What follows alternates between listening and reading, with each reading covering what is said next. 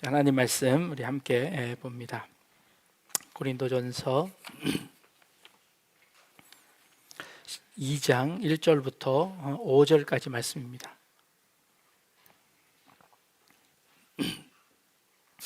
고린도전서 2장 1절부터 5절까지 한 절씩 돌아가면서 읽습니다. 형제들아, 내가 너희에게 나아가 하나님의 증거를 전할 때에 말과 지혜의 아름다운 것으로 아니하였나니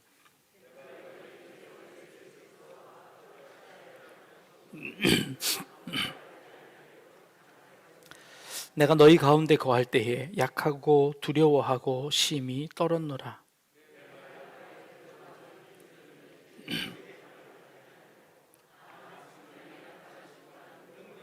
같이 읽겠습니다. 너희 믿음이 사람의 지혜에 있지 아니하고 다만 하나님의 능력에 있게 하려 하였노라. 아멘.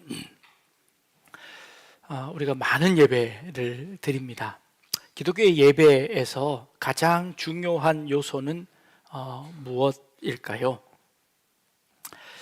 질문을 좀 쉽게 바꾸어서 예배 시간에 가장 긴 시간을 할애하는 것은 무엇인가요? 네, 설교입니다. 단연 설교입니다.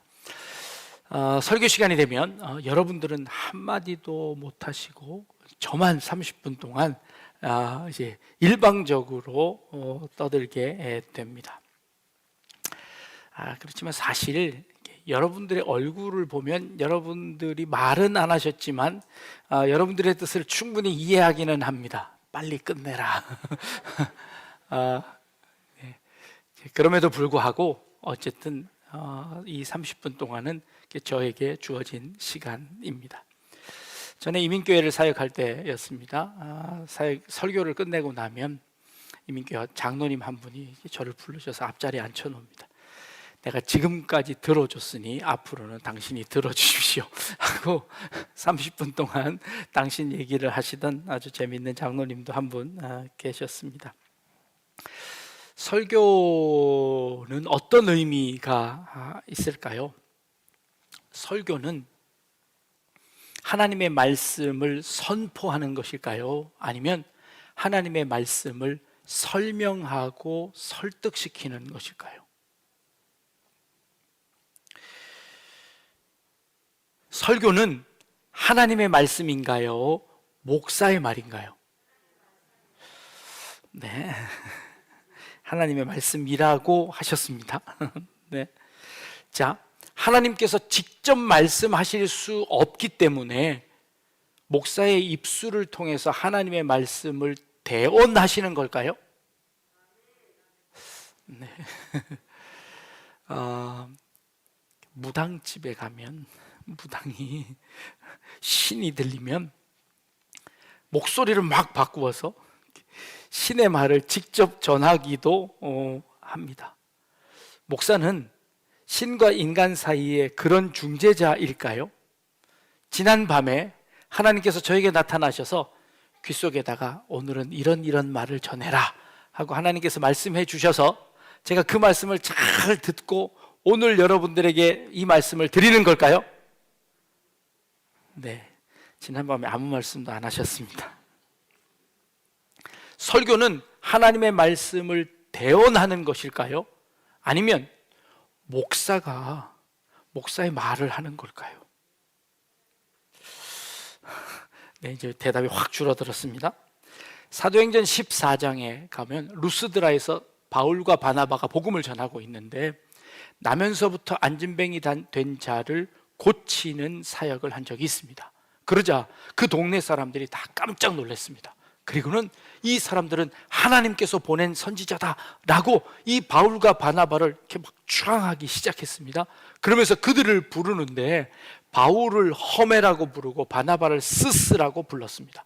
스스는 이 제우스 신을 의미하는 것입니다. 제우스의 다른 말입니다. 그러니 그리스 신화에서 가장 힘이 있고 가장 능력이 있는 신이 제우스고, 그리고 그 제우스의 신의 말을 전하는 전령, 전하는 해석자가 헤르메스라는 신이 있는데 그것을 허메라고 불렀습니다. 사도 바울이 막 복음을 전하니까 이 사도 바울은 그 신의 말을 전하는 전령이고, 그리고 그 옆에 있던 말없이 묵묵히 서 있는 그 사람은 제우스 신이다 라고 해서 그들에게 엎드려 절을 하고 그들을 신으로 모시려고 하는 그런 일들이 있었습니다. 자, 목사는 바로 그런 전령일까요? 그럴 때 사도 바울이 그들을 애써 애면하며 우리는 너희들과 성정이 같은 인간일 뿐이다. 그러니 우리에게 절대 절하지 말라라고 사도 바울이 그들을 막아섰습니다. 사도 바울 자신도 그렇게 하나님의 말씀을 전하는 전령사가 아니라고 이야기한 겁니다. 그런데 여러분들은 목사를 대할 때 하나님의 사자, 하나님의 종, 하나님의 대언자라고 이야기할 때가 있습니다. 제가 지금 말씀하고 있는 이것은 다 하나님의 뜻을, 하나님의 말을 전하는 것일까요? 아니면 하나님의 말을 해석해서 제 말을 전하게 되는 걸까요? 하나님의 말씀이라고 한다면 이 땅에 하나님의 말씀을 전하는 전령사들이 참 많습니다. 그런데 가끔 그들의 말이 서로 다를 때도 있습니다. 그렇다면 그 다른 말은 누구의 잘못일까요? 다른 신을 섬기는 걸까요? 아니면 그 신의 말을 오해한 전령사의 잘못일까요? 질문을 조금 다른 방향으로 바꿔보겠습니다. 메시지를 전하는 메신저 말고 그 메신저가 전하는 메시지로 한번 질문을 바꾸어 봅니다. 목사가 전하는 복음은 선포인가요? 설명인가요? 복음이 무엇인지를 알아야겠지요. 복음은 하나님께서 우리를 사랑하셔서 우리를 구원하시기 위한 하나님의 은혜의 말씀이 복음입니다. 우리는 그것을 믿습니다. 자, 그렇다면 이 복음은 선포일까요? 설명일까요? 복음은 선포이지요. 그런데 그 선포를 알아듣는 사람이 아무도 없었습니다. 하나님께서 우리를 사랑하시고 하나님께서 이 온 우주 만물을 만드셨다는 것을 보여주셨지만 그것을 이해한 사람이 한 사람도 없어서 결국 하나님께서는 자신의 독생자 아들을 이 땅에 보내주셔야만 했습니다. 그래서 그 아들이 이 땅에 태어나서 인간으로 태어남과 그리고 그 죽음의 그 모든 일생을 통하여서 그 하나님의 사랑과 그 하나님의 복음을 온 몸으로 설명해 주셨습니다. 그렇죠? 하나님의 복음은 하나님께서 우리를 구원해 내셨다는 것이 복음입니다. 근데 그 복음을 이해할 수 없자 예수님의 온 삶을 통해서 그 복음을 설명해 내셨습니다. 그리고 그 설명을 통하여서 우리가 그 복음을 이해하게 되었습니다. 그런데 그것도 애석하게 예수님께서 설명하신 그 복음마저도 제자들은 하나도 알아듣지 못했습니다. 그래서 그 예수님을 팔아버렸습니다. 그런데 예수님께서 부활하시고 난 이후에 성령님께서 그들 가운데 임하자 그들이 예수님의 그 복음의 그 소식을 깨닫게 되었습니다. 그래서 그들이 모인 것이 교회였습니다. 그 교회는요, 그 하나님께서 베푸신 그 복음을 이해한 사람들이 함께 모여 있는 것이 교회입니다. 그런데 그 교회에 모여 있는 성도들이 가진 그 복음은 같은 복음이었지만 그러나 그 복음을 표현해내고 설명하는 방법은 모든 사람들이 다 달랐습니다. 때로는 그것을 이해하지 못하는 사람들이 훨씬 더 많았다는 것이죠. 그래서 그 선포를 설명하게 되었습니다. 그것이 설교로 작용하는 겁니다. 그러니 이 설교는요, 선포를 포함한 설명입니다. 하나님이 베푸신 그 선포가 무엇인지를 설명하는 것입니다. 그러니 이 설교는 온전히 선포만 있는 것도 아니고 온전히 설명만 있는 것도 아니고 그 선포와 설교가 뒤섞여 있습니다. 하나님께서 우리에게 보여주신 그 복음의 메시지가 무엇인지를 설명하는데 그 설명하는 방법은 그 메신저에 따라 다 다르게 나타날 수 있습니다. 모든 교육자들에 따라서, 모든 목사에 따라서 다 다른 방법으로 자기가 겪은 그 복음을, 자기가 겪은 그 사건을 어떻게 조리 있게 잘 설명하는가는 그 사람의 몫인 것이지요. 그래서 제가 하는 말 중에 하나님의 복음인 선포도 있고, 그리고 그 선포가 어떻게 제 삶 가운데, 제 이해 가운데 어떻게 이해되었는지를 설명하는 설명도 여기에 포함되어져 있게 된다는 것이죠. 그래서 교회가 모여지는 겁니다. 그런데요, 재미난 것은 이 교회 안에 이 복음을 가진 사람들이 다 모였습니다.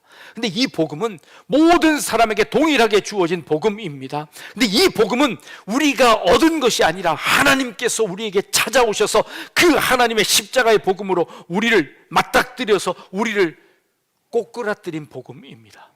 사도 바울은요, 그 하나님을 다메섹 가는 그 길가에서 그 하나님을 만나고 그 하나님을, 예수님을 만나는 그 순간에 눈이 앞을 가려졌고 무릎을 꿇고 그 자리에서 굴복할 수밖에 없었던 그 대단한 사건으로 복음을 받아들였습니다.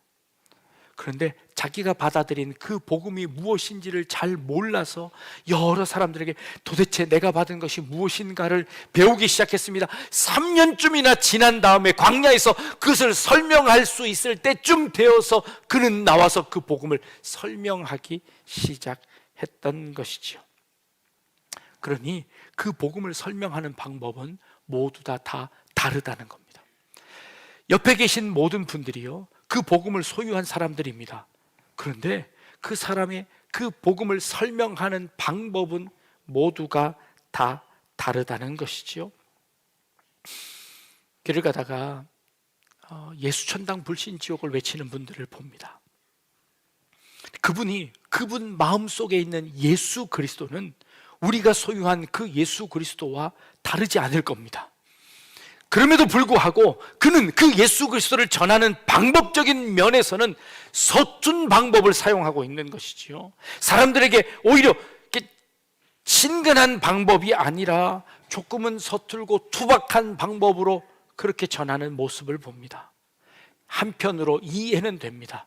그가 가진 그 복음이 너무 강력하여서 가만히 있을 수 없어서 뛰쳐나가야만 하는 그런 마음은 이해가 됩니다만, 그러나 그것이 오히려 복음의 손해가 된다면 자제하는 것도 필요하다는 생각이 가끔 들기는 합니다.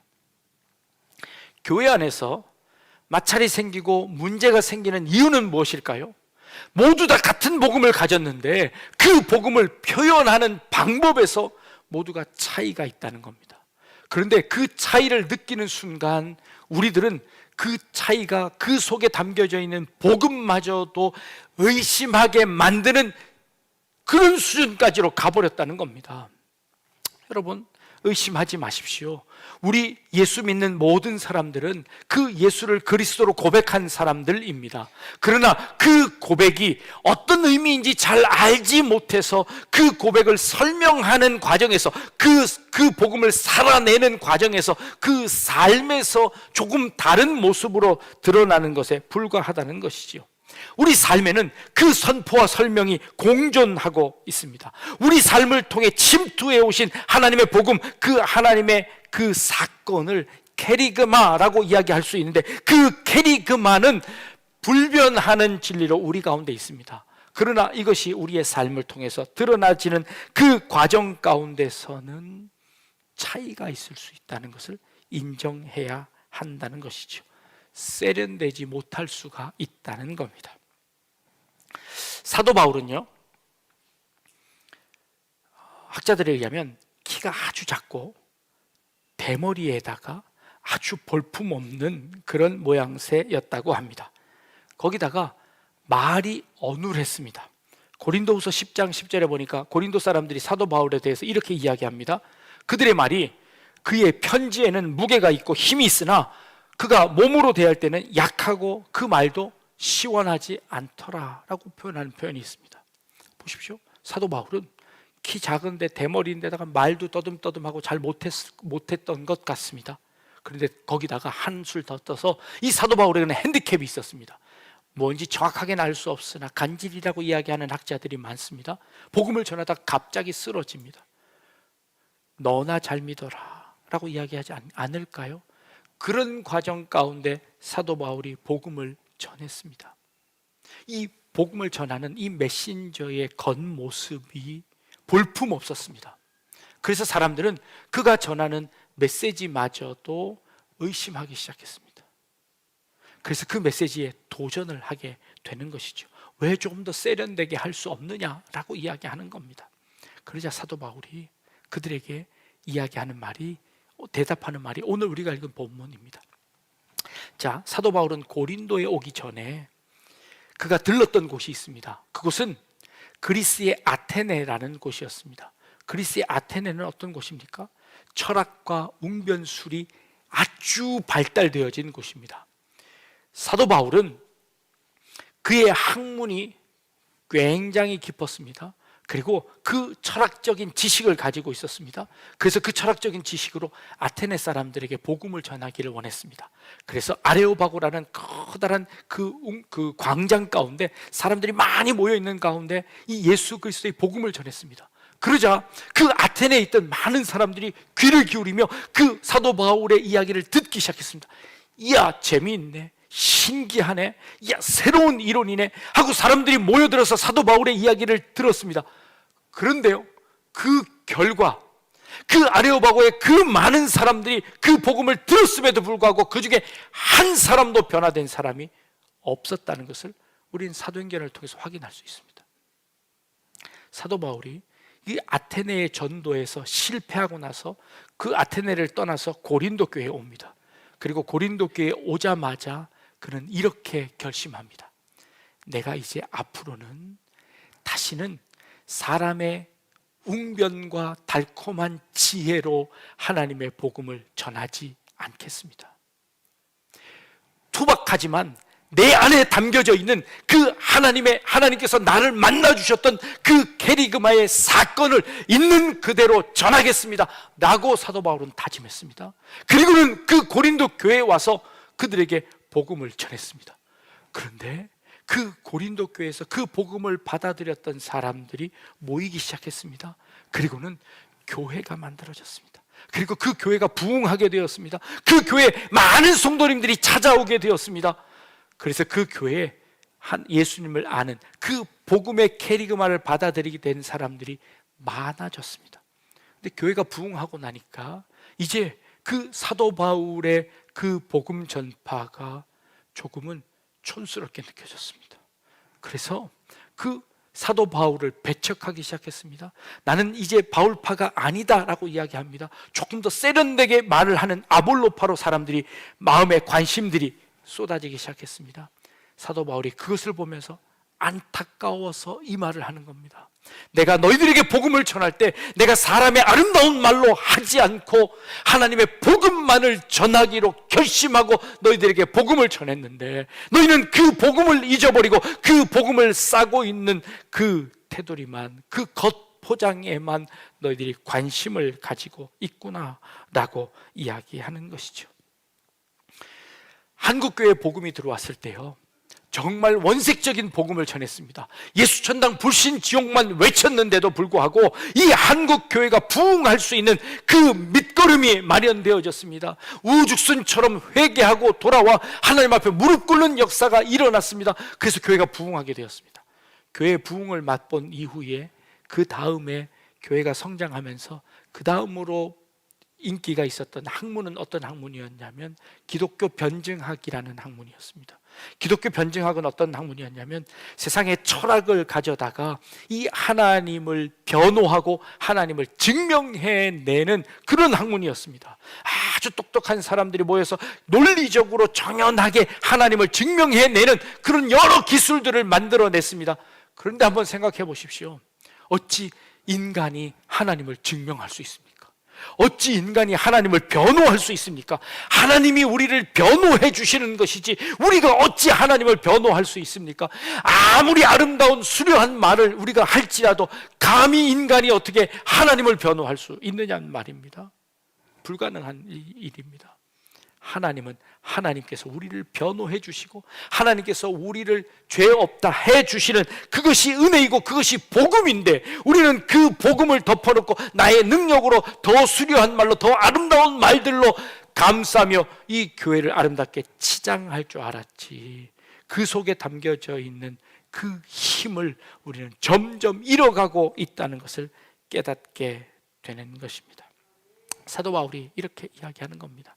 내가 지금까지 사람의 말로 너에게 전하지 않았다. 우리 속에 있는 그 복음의 핵심을 잊지 말아라 라고 말씀하시는 겁니다. 여러분들의 삶 속에는 그 캐리그마가 있습니다. 그 복음의 힘이 있습니다.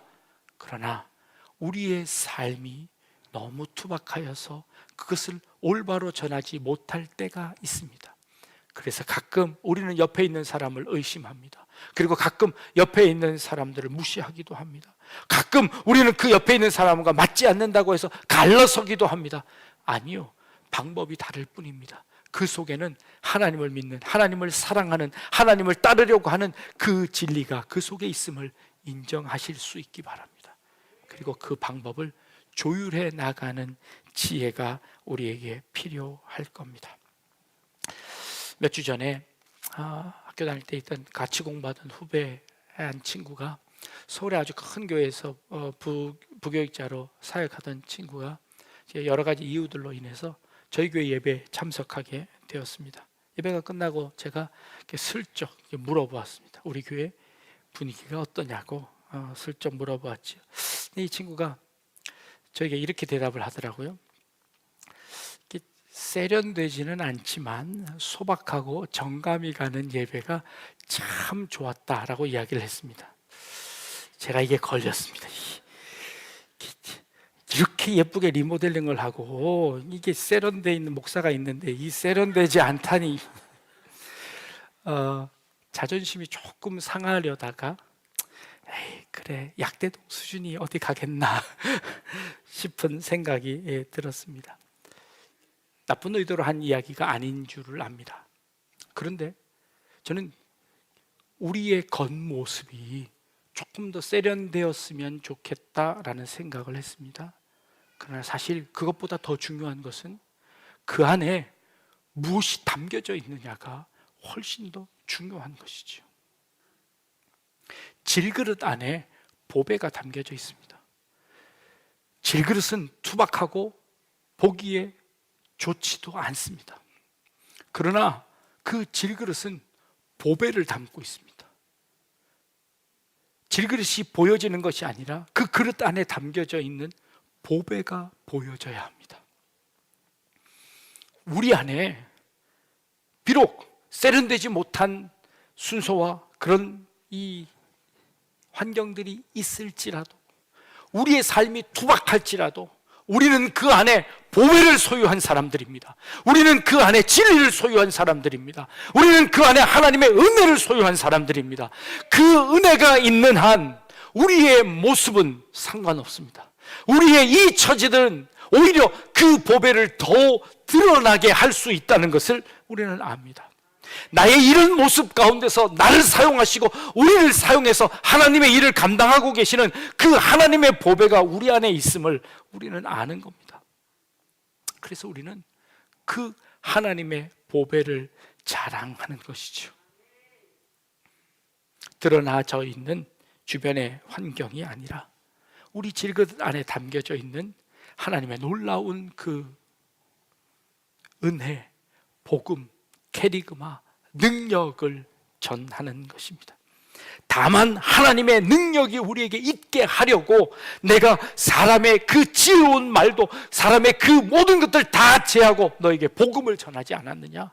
라는 이 사도 바울의 말처럼 2023년 한 해 우리 안에 담겨진 이 보배를 자랑하며, 때로는 투박하고 소박하고 때로는 좌충우돌하는 그런 모습이지만 그럼에도 불구하고 하나님만을 자랑하고 하나님과 동행할 수 있는 그런 우리 약대중앙교회 모든 성도님들이 다 되실 수 있기를 주님의 이름으로 축복합니다.